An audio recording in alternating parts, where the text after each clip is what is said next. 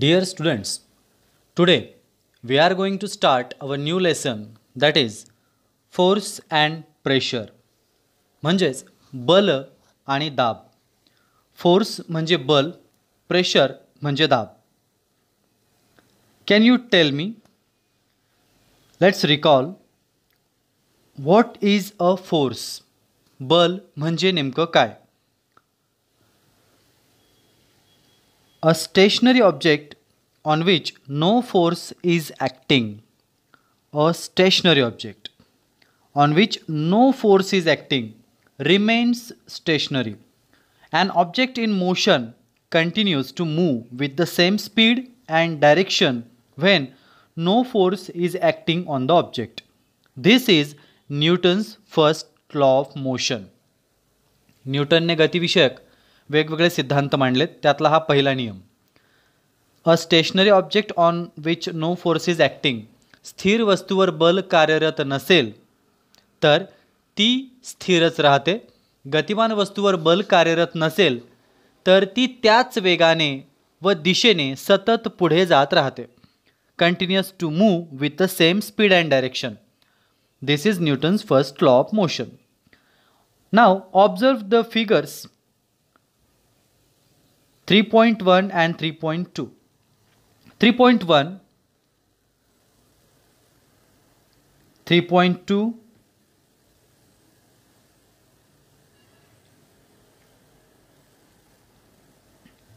okay. Now look here.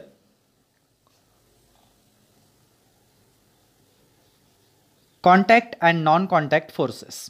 आता आपण पाहणार आहोत संपर्क व असंपर्क बल. आपण जी वरील 3 चित्र पाहिली आहेत त्या अनुषंगाने आपण आता बोलणार आहोत. In figure 3.1 a car moves in a forward direction when a man applies force from behind. A reluctant dog is being pulled by his master and a boy playing football is kicking the ball away.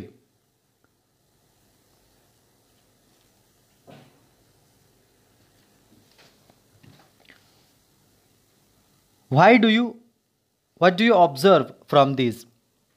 A force acts on two bodies through an interaction between them. आकृती 3.1 व्यवस्थित बघा. Motor ढकलणारा माणूस मागून बल लावत आहे आणि car पुढच्या दिशेने जात आहे. एक तटून बसलेला कुत्रा ज्याला एक मुलगा ओढत आहे आणि फुटबॉल खेळणारा मुलगा पायाने फुटबॉलचा चेंडू टोलावत आहे. यावरून काय आढळून येते? दोन वस्तूंमधील आंतरक्रियेमधून त्या वस्तूंवरती फोर्स अप्लाय होतोय, बल अप्लाय होतोय. आता आकृती 3.2 पाहूया.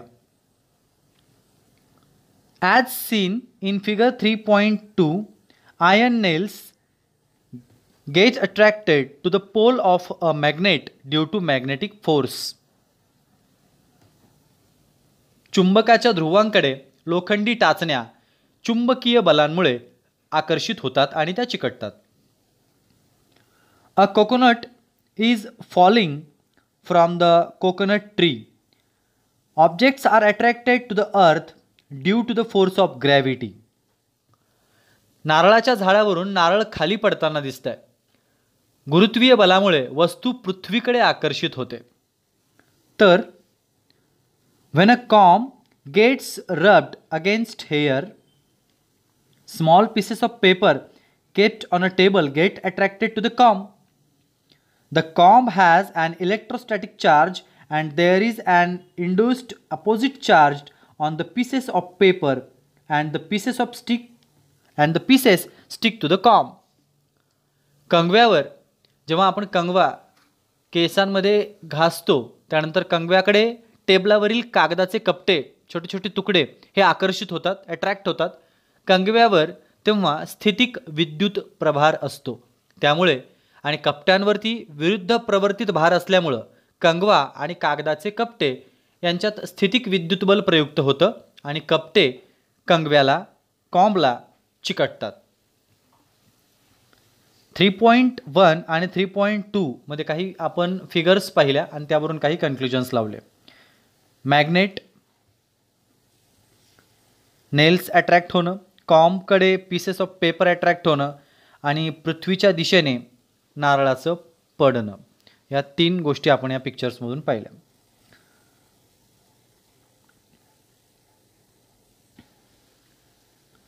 Now, in figure 3.1, force is seen to act through a direct contact of the object via one more object. Such a force is called contact force. In figure 3.2, force is applied between two objects even if the two objects are not in contact. Such a force is called a non-contact force. 3.1 मध्ये वस्तूंच्या एकमेकांशी आलेल्या थेट संपर्कामुळे किंवा आणखी एका वस्तूमार्फत आलेल्या संपर्कामुळे म्हणजेच कॉन्टॅक्टमुळे फोर्स अप्लाय झालेला दिसून आला आहे. अशा फोर्सला आपण संपर्क बल म्हणतोय, म्हणजेच कॉन्टॅक्ट फोर्स. आकृती 3.2 मध्ये 2 वस्तूंमध्ये कुठल्याही प्रकारचा संपर्क, थेट संपर्क आढळून आलेला नसला तरी त्या 2 वस्तूंमध्ये फोर्स अप्लाय झालेला दिसून आलाय, म्हणून अशा बलाला नॉन कॉन्टॅक्ट फोर्स असं आपण म्हणतो, म्हणजेच असंपर्क बल. Muscular force is an example of contact force and is applied to objects with the help of our muscles. स्नायुबल हे संपर्क बलाचंच एक उदाहरण आहे. आपल्या स्नायूंच्या मदतीने आपण वस्तूंवरती बल प्रयुक्त करतो. For example, lifting, pushing, pulling, उचलणे, ढकलणे, ओढणे अशा कित्येक क्रियांमधून हे बल प्रयुक्त होत असतं. On the contrary, forces like magnetic force, gravitational force, electrostatic force acts without a contact. Therefore these are the examples of non contact forces. आणि मग गुरुत्वीय बल, चुंबकीय बल, स्थितिक विद्युत बल यांसारखी बलं ही कुठल्याही संपर्काशिवाय प्रयुक्त केली जातात, अप्लाइड होतात, आणि म्हणून अशा प्रकारच्या बलांना, फोर्सला नॉन कॉन्टॅक्ट फोर्सेस असं म्हणतात. When a ball is kept on a table and pushed a little, it moves ahead and gets slow and stops. एखादा चेंडू टेबलावर ठेवून त्याला हलकासा धक्का जर मारला तर तो थोडा पुढे जातो, स्लो होतो, संथ गतीने जाऊन आणि मग हळूहळू तो थांबतो. A car running on a plain road travels some distance and stops after the engine is switched off. एखादी मोटार गाडी सपाट रस्त्यावर पळणारी इंजिन बंद केल्यावर थोडे अंतर जाऊन मग ती थांबते. This is because of the force of friction between the ground surface and the object in motion. In the absence of frictional force the object would have remained in motion. टेबलाचा व जमिनीचा पृष्ठभाग आणि त्यावर गतिमान असणारी वस्तू यांच्यामधील घर्षण हे बलांमुळे घडत असतं. घर्षण बल नसते तर न्यूटनच्या पहिल्या गतिविषयक नियमानुसार वस्तू गतिमान राहिली असती, ती थांबली नसती. Frictional force is a very useful in daily life. आपल्या रोजच्या जीवनात हा घर्षण म्हणजेच फ्रिक्शनल फोर्स हा अत्यंत उपयुक्त आहे. कशा प्रकारे उपयुक्त असतो आपण बघूया. While walking we push the ground behind with our feet. चालताना आपण पावलाने, आपल्या पायाने जमीन मागे ढकलत असतो. We will slip and will not be able to walk if the friction is absence. जर घर्षण नसेल तर आपण व्यवस्थित चालू शकणार नाही आणि आपण घसरून पडून जाऊ. All the objects in motion have frictional force acting on them, which is acting in the direction of opposite to the direction of motion. घर्षण नसेल तर आपण घसरून पडून जाऊ, चालू शकणार नाही. घर्षण बल हे सर्व वस्तूंवर, सर्व गतिमान वस्तूंवर प्रयुक्त असतं आणि ते गतीच्या, मोशनच्या विरुद्ध म्हणजे अपोजिट दिशेने काम करत असतं.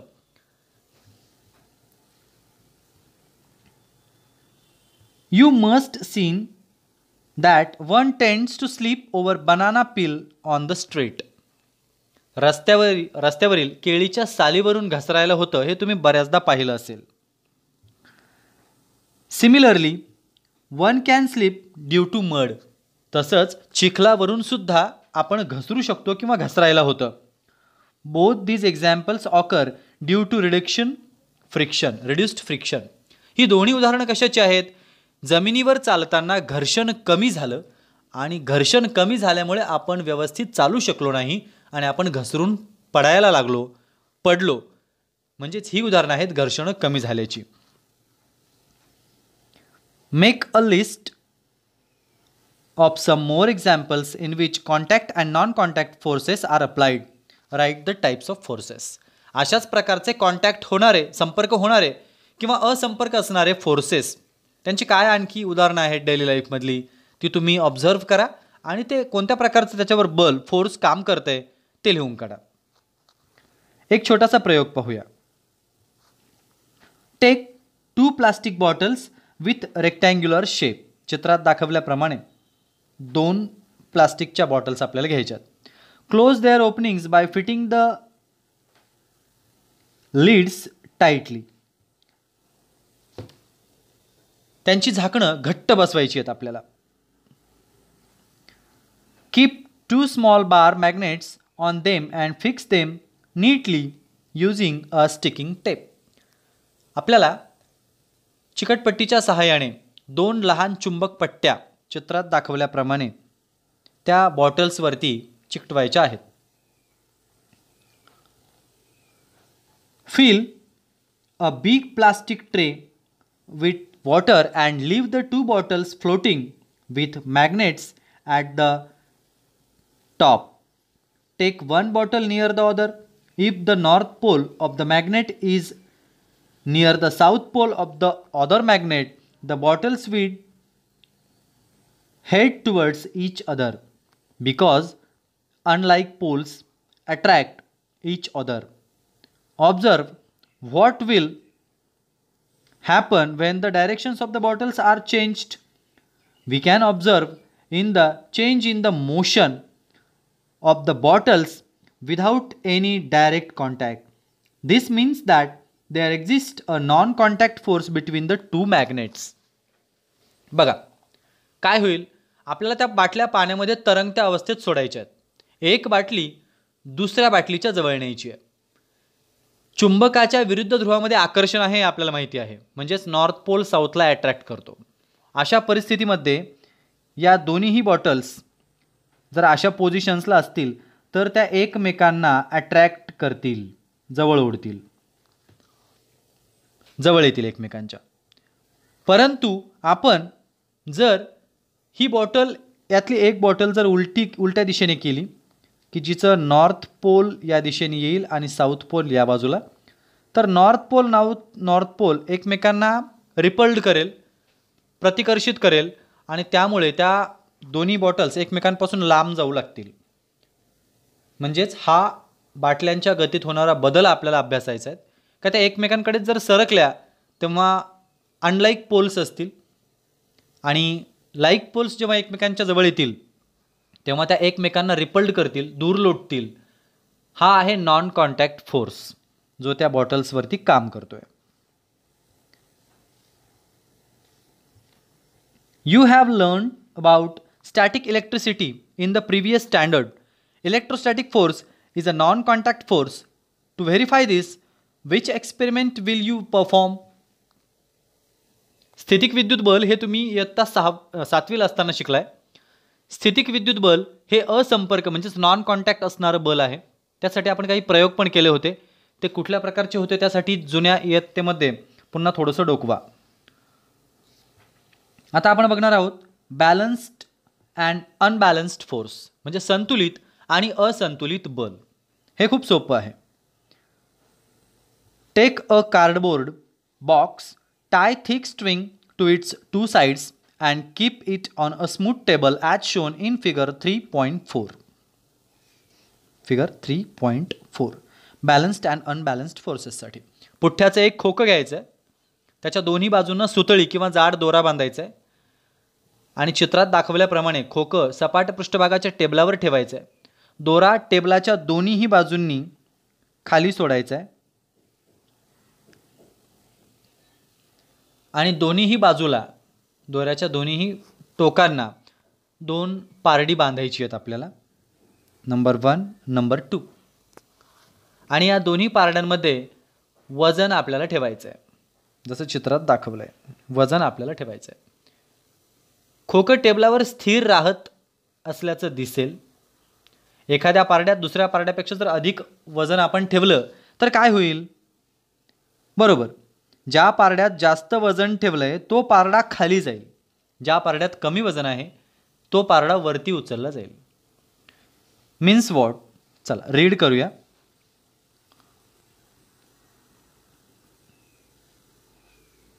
The box does not move on the table if more mass is kept in one of the pans than in the other. The box starts moving in the direction of that pan. Equal gravitational force acts on both the pans when equal masses are kept in them. This means balanced force acts on the box. जेव्हा त्या दोनही पारड्यांमध्ये सारखी वजनं होती तेव्हा box कुठल्याच बाजूला सरकला नाही, म्हणजेच त्याच्यावरती बॅलन्स्ड फोर्स काम करत होता, कारण वजन सारखं होतं. ग्रॅव्हिटेशनल फोर्स वजन जास्त असलेल्या वस्तूला खाली ओढेल, परंतु दोन्हीमध्ये वजन सारखं असल्यामुळे सेम ग्रॅव्हिटेशनल फोर्स दोन्हीवरती ॲक्ट करत होता. हे आपल्याला चित्रातून या प्रयोगातून दिसून आलं. दिस means balanced forces acts on the box with effective force equal to 0 as these are acting in opposite directions. On the contrary, if some mass is kept in one pan than in the other, the box starts moving in the direction of the pan with more mass. बघा, जर आपण या उलट केलं, एका बाजूला जास्त वजन आपण टाकायला सुरुवात केली तर बॉक्स जो आहे तो जास्त वजनाच्या पारड्याकडे खाली येताना दिसेल, कारण जास्त वजनाचं पारडं हे पृथ्वीच्या दिशेने खाली जाताना आपल्याला आढळून येईल. When unequal forces are applied to the box on the two sides, an unbalanced force acts on the box, imparting motion to the box. काय झालंय? पारड्यामध्ये जेव्हा आपण असमान बल ठेवली, असमान बल लावलं, तेव्हा असंतुलित बल कार्यरत झालं. म्हणजे सुरुवातीला जसं बॅलन्स्ड फोर्स कार्यरत झाला सारखं वजन असताना, आता मात्र सारखं वजन नसताना अनबॅलन्स्ड फोर्स या ठिकाणी ॲक्टिवेट झालेला आपल्याला आढळून येत आहे. याचाच अनुभव आपल्याला आणखी कुठे येतो? Children playing tug of war pull the rope in their respective directions. If the pull of the force is equal on the two sides, the rope does not move. If the force is more on one side, the rope moves in that direction. This means that initially the two forces are balanced. The rope moves in the direction of higher force when the forces become unbalanced. रस्सी खेच खेळणारी मुलं बघा, आपापल्या दिशेने दोर ओढतात. दोन्हीही बाजूंनी सारखीच ओढ म्हणजे बल असेल तर दोर हलणार नाही. म्हणजे या बाजूला ही 5 मुलं, या बाजूला ही 5 मुलं, तर मात्र ताकद सारखी असेल. परंतु कमी अधिक संख्या जर झाली तर ज्या बाजूनी अधिक बल लागलं जातंय, ज्या बाजूनी संख्या अधिक, ताकद अधिक आहे, त्या बाजूने दोर सरकलेला आपल्याला दिसून येईल. म्हणजेच जर बल असंतुलित झालं तर अनबॅलन्स्ड फोर्स ॲक्ट होईल आणि तो एका डिरेक्शनला त्या दोरला ओढायला कारणीभूत ठरेल. Let us see one more example. When big grain storage container is required to slide on the ground, it becomes easier if 2 persons push it rather than 1 person. When the force is applied by both in the same direction, the movement is easy. You may have experienced this. What do we understand from this example? आता काय उदाहरण पाहिलं आपण? धान्याने भरलेला मोठा डबा जमिनीवरून सरकवताना तो एका व्यक्तीने सरकविण्यापेक्षा जर दोघांनी त्याच्यावरती फोर्स लावला तर सरकवणं आणखी सोपं जातं. याचा अनुभव तुम्ही घेतलाय. या उदाहरणावरून आपल्याला काय लक्षात येतंय? आपण एकाच दिशेने बल लावतोय की विरुद्ध दिशेने लावलं तरही असंच होईल का?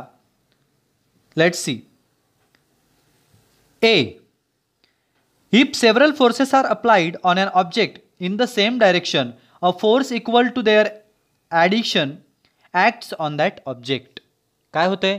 एखाद्या वस्तूवर एकाच दिशेने अनेक बलं जर लावली, अनेक जण एकत्र आली, लावलेल्या त्यांच्या बलांची बेरीज होईल, ती त्या फोर्सवर काम करेल सगळ्यांची बेरजे एवढी. म्हणजे जास्तीत जास्त बल त्या वस्तूवरती लागेल आणि कार्य सोपं होईल. बी, if two forces are applied on one object in directions opposite to each other, a force equal to their difference acts on the object. जर दोन बल एकाच वस्तूवर परस्पर विरोधी बाजूने लावली, म्हणजे एकच डब्बा तो ज्या बाजूने एक व्यक्ती ढकलतोय त्याच्या विरुद्ध बाजूने दुसरी व्यक्ती ढकलते, तर डब्बा कुठेच सरकणार नाही, कमी सरकेल आणि जास्त बल लावावं लागेल. म्हणजेच काय, दोन्हीही बलं परस्पर विरोधी बाजूनी लावली तर त्यांच्या फरका इतकं बल त्या वस्तूवर तयार होतं. एकाने 10 बल लावले, एकाने 8 बल लावले, 10 वजा 8, 2 बल फक्त त्याच्यावरती काम करणार आहे. हे आपण नंतर बघणार आहोत. See, a force is expressed in magnitude and direction. Force is a vector quantity. बल हे परिमाण व दिशा यांमध्ये व्यक्त केलं जातं. बल ही एक सदिश राशी आहे, वेक्टर क्वांटिटी आहे. Let's see. If more than one force are acting on a body, then the effect on the body is due to the net force.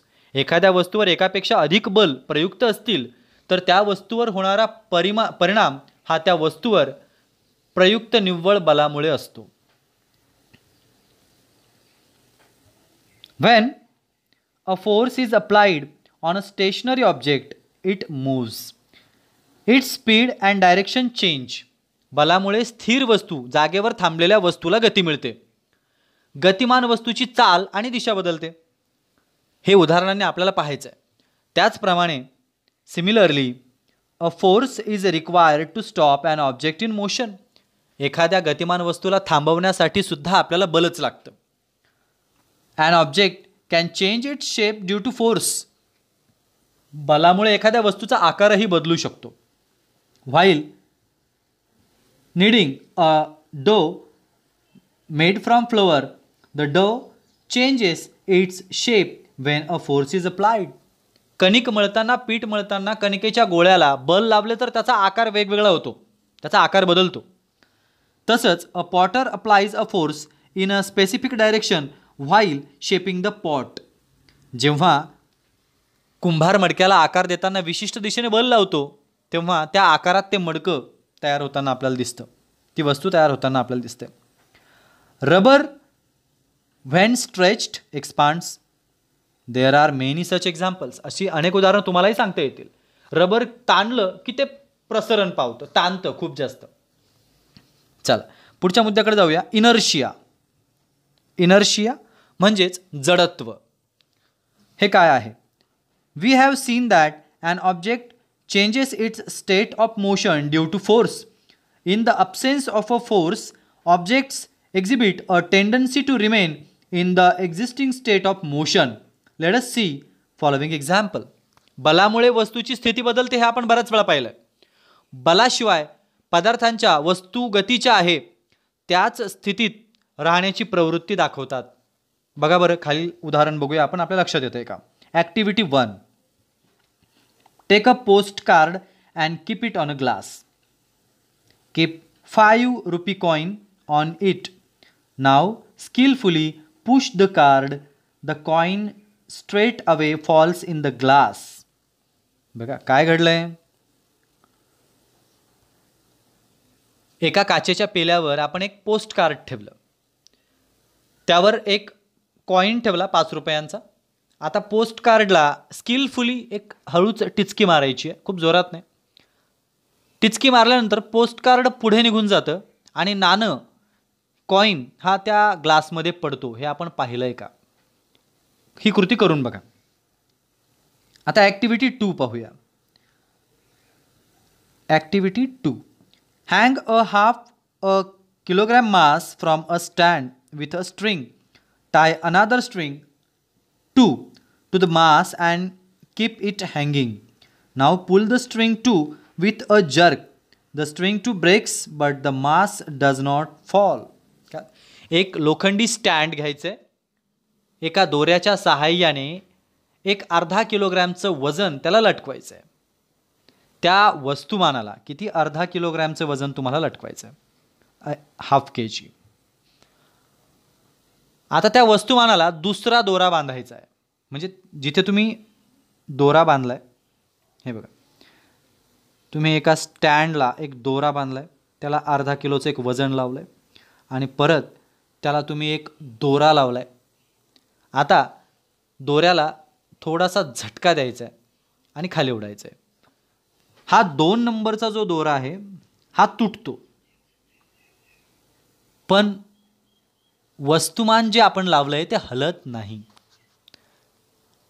आता काय करायचं आहे, आता दोरा नंबर 2 जो आपण झटका देऊन ओढला त्याला हळूवारपणे ओढायचं आहे. हळूहळू हळूहळू खाली ओढायचं आहे त्याला. आता खालच्या दिशेने ओढायचं आहे, खालच्या दिशेने. दोरा क्रमांक 1 तुटतोय, लक्षात घ्या. दोरा क्रमांक 1 इथूनच तुटतोय आणि वस्तुमान सकट ते दोन्हीही दोरे आता खाली पडत आहेत. हा प्रयोगही तुम्ही घरी करून पाहू शकता. काय होतंय, प्रेशर, दाब. You must have observed the tyres of 2 wheelers and 4 wheelers getting pressurised. दुचाकी, चारचाकी गाड्यांच्या टायरमध्ये किंवा तुमच्या सायकलच्या टायरमध्ये तुम्ही हवा भरताना पाहिलंय, तुम्ही स्वतः हवा भरली आहे.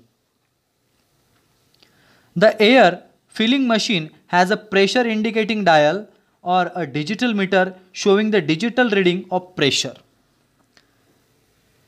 या गाड्यांमध्ये हवा भरण्याचं जे यंत्र असतं, गाडीमध्ये किती हवा भरली आहे चाकामध्ये ते दाखवण्यासाठी, म्हणजेच फोर्स, प्रेशर दाखवण्यासाठी, दाब दाखवण्यासाठी एक तबकडी असते छोटीशी, डिजिटल डायल घड्याळासारखी. त्या डिजिटल मीटरवरती दाबाचे आकडे दिसतात की किती प्रेशर आता या टायरमध्ये आपण दिला आहे. यंत्राने एका विशिष्ट मूल्यांपर्यंत त्या टायरमध्ये आपण हवा भरतो. त्यानंतर सायकलच्या टायरमध्ये सुद्धा आपण जेव्हा हात पंपाने हवा भरत असतो तेव्हा बल लावावं लागतं, हे तुम्हाला माहिती आहे. बल लावून आपण काय करतो, हवेचा जो दाब वाढवून ती टायरमध्ये भरली जाते. म्हणजेच बल, फोर्स आणि दाब, प्रेशर यांचा संबंध आहे का? चला कृती ॲक्टिव्हिटी 3 करून पाहूया. Force and pressure related कृती. Activity 3.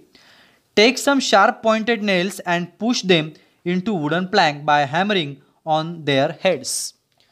टोकदार खिळे घ्यायचे आहेत काही आपल्याला आणि हातोडीच्या सहाय्याने ते एका लाकडी फळीत ठोकायचे आहेत.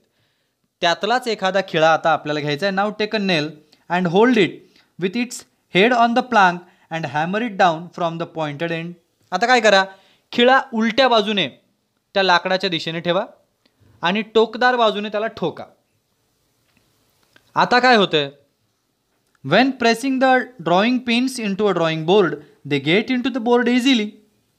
By applying a force using the thumb one can push the pin into the board. बघा काय कळून आलं तुम्हाला यातून, आपण कितीतरी वेळा ड्रॉइंग बोर्डवरती पिना टोचतो. नोटीस बोर्डवरती पिना लावण्याचा अनुभव तुम्हाला आहे. त्या पिना सहज अंगठ्याने दाबल्यानंतर आतमध्ये सहज जातात, अंगठ्याला इजाही होत नाही. परंतु ती पिन जर उलट्या दिशेने आपण ड्रॉइंग बोर्डला लावली आणि त्या टाचणीला टोकदार दिशेने आपण अंगठ्याने जर आतमध्ये दाबण्याचा प्रयत्न केला तर आपल्या अंगठ्यामध्ये ती पिन घुसून आपल्या अंगठ्याला इजा होईल. हा प्रयोग करून पाहू नका. The thumb may get hurt. अंगठ्याला इजा होईल, इजा होण्याची शक्यता आहे 100%. असं का झालं, आपल्याला त्याचं कारण शोधायचं आहे. बघा याचे काही नियम आहेत, जडत्वाचे नियम. टाइप्स ऑफ इनर्शिया हा चार्ट बघूया आपण. Number 1, inertia of the state of rest, म्हणजे विराम, म्हणजे आरामाच्या अवस्थेतील जडत्व किंवा इनर्शिया. काय असतो हा? An object in the state of rest cannot change its state of rest due to its inherent property. This property is called the inertia of the state of rest. वस्तूच्या ज्या स्वाभाविक गुणधर्मांमुळे ती आपल्या आराम किंवा विराम अवस्थेत बदल करू शकत नाही, त्यास त्या विराम अवस्थेचं जडत्व म्हणतात. उदाहरणार्थ, बस अचानक सुरू झाल्यास प्रवासी मागच्या दिशेने फेकले जातात. अचानक बस सुरू झाली आहे, तुम्हाला अनुभव आला आहे, बस पुढे निघाली आहे आणि तुम्ही तेवढ्यात लगेच तुम्हाला पाठीमागे धक्का बसतो, याला म्हणायचं आहे inertia of the state of rest, म्हणजे विराम अवस्थेतील जडत्व. त्यानंतर number 2, inertia of the motion. The inherent property of an object due to which its state of motion can not change is called its inertia of motion. वस्तूच्या ज्या स्वाभाविक गुणधर्मांमुळे गतिमान अवस्थेत बदल होऊ शकत नाहीत, त्यास गतीचं जडत्व म्हणतात. आता वरचं आपण आरामाचं जडत्व पाहिलं, हे गतीचं जडत्व आहे. इनर्शिया वस्तूच्या स्वाभाविक गुणधर्मामुळे त्याच्या गतिमान अवस्थेत बदल होत नाहीत, त्यास गतीचं जडत्व म्हणतात. जसं की उदाहरण, for example, a revolving electric fan continues to revolve even after it is switched off. Fan, पंखा विजेचा जो चालू आहे सध्या, तो बंद केल्यानंतर सुद्धा काही काळ तसाच फिरत असतो आणि नंतर हळूहळू हळूहळू थांबतो. बसमध्ये अचानक जर बसचं ब्रेक मारलं, थांबलं, तर बसमधले प्रवासी मात्र तसेच जागेवरती स्तब्ध नसतात. काय होतं बरं? ते सुद्धा पुढच्या सीटकडे फेकले जातात. याचा अनुभव तुम्हाला आला असेल. त्यानंतर नंबर 3, डायरेक्शनल इनर्शिया, म्हणजे दिशेचं जडत्व. पहिलं आहे जे विराम अवस्थेत होतं, त्यानंतर गती ज्यांना आलेली होती अशा प्रकारची इनर्शिया, आणि थर्ड नंबर आहे डायरेक्शनल, म्हणजे दिशेने काम करणारी जडत्व. The inherent property of an object due to which the object cannot change the direction of its motion is called directional inertia. वस्तूच्या ज्या स्वाभाविक गुणधर्मामुळं ती आपल्या गतीची दिशा बदलूच शकत नाही, म्हणजे एकाच दिशेने सरळ ती जाते, दिशा तिला बदलता येत नाही आहे. जसं तुम्हाला चालताना तुमची दिशा बदलता येते, पण एखाद्या वस्तूला बदलता येत नाही आहे. यास म्हणतात दिशेचं जडत्व, म्हणजेच directional inertia. For example, a vehicle in motion along a straight line suddenly turns. The passengers sitting in it are thrown opposite to the direction of turning. काय होतं बघा, एखादी गाडी चालली आहे, त्या गाडीमध्ये तुम्ही बसलायत, अचानक गाडीने लेफ्ट साईडला टर्न घेतला जोरात. काय होतं, गाडी लेफ्ट साईडला टर्न घेत असताना प्रवासी मात्र राईट साईडला फेकले जातात. राईट साईडला झुकतो आपण. का? कारण गाडीने वळण घेतलेलं असतं, टर्न घेतलेला असतो, परंतु आपण मात्र आपला स्वाभाविक गुणधर्म जो आहे गतीचा, त्यात बदल झालेला नसतो आणि म्हणून आपण सरळच जात असतो आणि म्हणून आपल्याला उजवीकडे फेकल्याचा अनुभव येतो. यालाच म्हणायचं directional inertia. What does this simple experiment tell? The nail easily penetrates into the wood from its pointed end. From this, you will notice that when a force is applied on the head of the nail, it is easy to hammer into the plank. बघा, साध्या साध्या प्रयोगांवरून आपल्याला काय समजतंय? खिळ्याच्या टोकदार भागाकडून खिळा लाकडात सहज घुसतो, परंतु आपण उलट्या दिशेने जर त्याच्यावर कार्य केलं तर मात्र तो आतमध्ये ठोकणं खूप कठीण आहे. डोक्याच्या बाजूने खिळा आतमध्ये घालणं खूप कठीण आहे. जसं की आणखी एक एक्झाम्पल आपल्याला पाहता येईल. It is easy to cut vegetables fruits with a sharp knife. धारदार चाकूने, सुरीने फळं भाजी चिरताना खूप सोपं जातं, ती पटापटा कापली जातात. परंतु उलट a blunt knife does not work here. Why does this happen? बोथट सुरी, जिला धार नाही अजिबात, ती अशा कामी उपयोगी पडत नाही आपल्याला. भाजी फळं चिरताना खूप त्रास होतो, खूप बल लावावं लागतं जास्त, पण तेवढंच जास्त बल तुम्हाला धार असल्यावर लावावं लागतं का? नाही. याच उदाहरणांवरून थोडंसं डोकं चालवा की हा प्रेशरचा त्या धारसोबत काही संबंध आहे का? आणि ती धार म्हणजे नेमकं काय असतं? एखाद्या पदार्थाची धार, चाकू, हा एक चाकू आहे, त्याला या बाजूने जी पॉइंटेड धार आहे ती म्हणजे नेमकं काय? जर एक एक लोखंडाचा पाईप, त्याने तुम्ही एखादी वस्तू कापण्याचा प्रयत्न केलात तर पाईपने ती वस्तू कापली जाणार नाही, परंतु पातळ ब्लेडने ती लगेच कापली जाईल. असं का होतं? क्षेत्रफळ कमी असतं, पाईप जाड असतो, ब्लेड पातळ असतं, त्याला खूप तीक्ष्ण धार असते आणि जास्त पातळ असल्यामुळे त्याचं क्षेत्रफळ किती असेल? कमी. पाईपचं क्षेत्रफळ जास्त असतं म्हणून त्याला जायला जास्त दाब लागतो, जास्त प्रेशर लागतो. परंतु क्षेत्रफळ कमी म्हणजेच ब्लेडसारखं धारदार वस्तू असेल तर त्याला बलसुद्धा कमी लागतं, प्रेशर कमी लागतो आणि इझिली क्षेत्रफळ कमी असल्यामुळे दुसऱ्या वस्तूमध्ये ती सहज घुसू शकते. The force exerted perpendicularly on a unit area is called pressure. एकक क्षेत्रफळावर परपेंडिक्युलर म्हणजे लंब दिशेत प्रयुक्त असणाऱ्या बलाला दाब असं म्हणतात. ही सोपी त्याची डेफिनेशन आहे. फॉर्म्युला काय आहे बघा त्याचा. Pressure is equals to force upon area on which the force is applied. Pressure म्हणजे काय, बल. फोर्स किती फोर्स आहे भागिले area on which the force is applied. Area किती आहे, क्षेत्रफळ किती आहे ज्याच्यावरती आपण बल लावलंय. या दोन गोष्टी जर आपल्याकडे असतील तर आपण दाब काढू शकतो. प्रत्येक गोष्टीला एककं असतात, युनिट्स असतात. आपण बऱ्याच वेळा पाहिलंय. आपण पाहणार आहोत unit of pressure.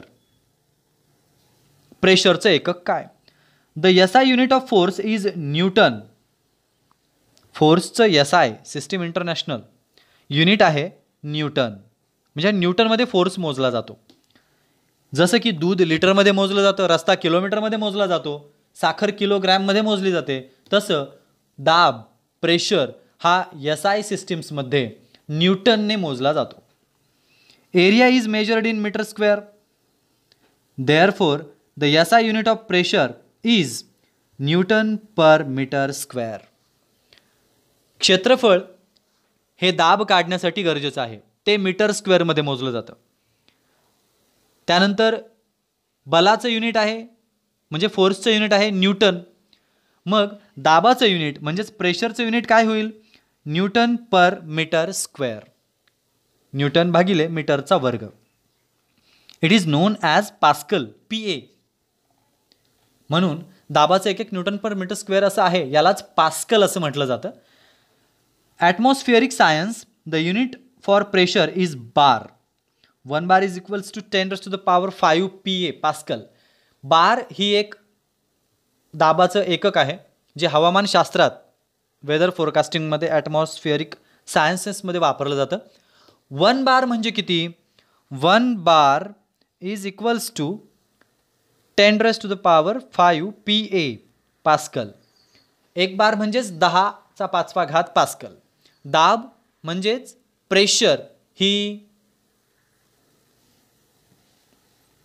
Scalar quantity आहे म्हणजेच अदिश राशी.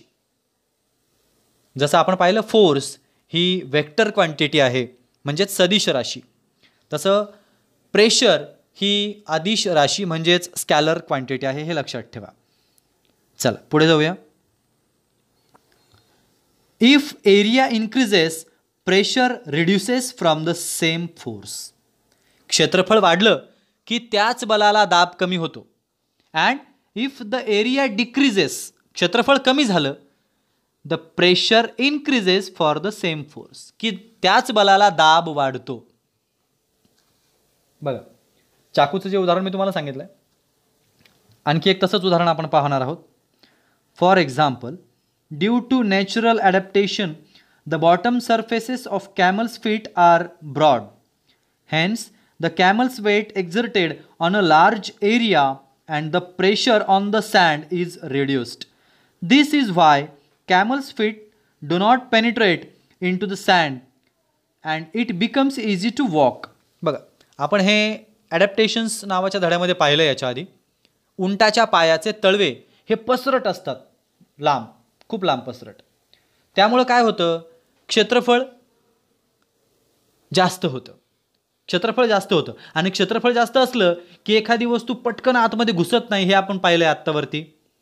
तसंच जसं की चाकू जर बोथट असला क्षेत्रफळ वाढतं त्याचं, त्यामुळे तो लवकर भाज्यांमध्ये जात नाही. तसंच उंटाचे पाय जेव्हा ब्रॉड असतात, क्षेत्रफळ जास्त असतं, तेव्हा वाळूत लवकर ते धजत नाहीत, म्हणून त्याला वाळूवर चालताना दाब कमी पडतो आणि त्यामुळं उंट सहज पाय वाळूत न घुसता उंट वाळूच्या पृष्ठभागावरती सहज चालू शकतात, त्याला चालणं सोपं जातं.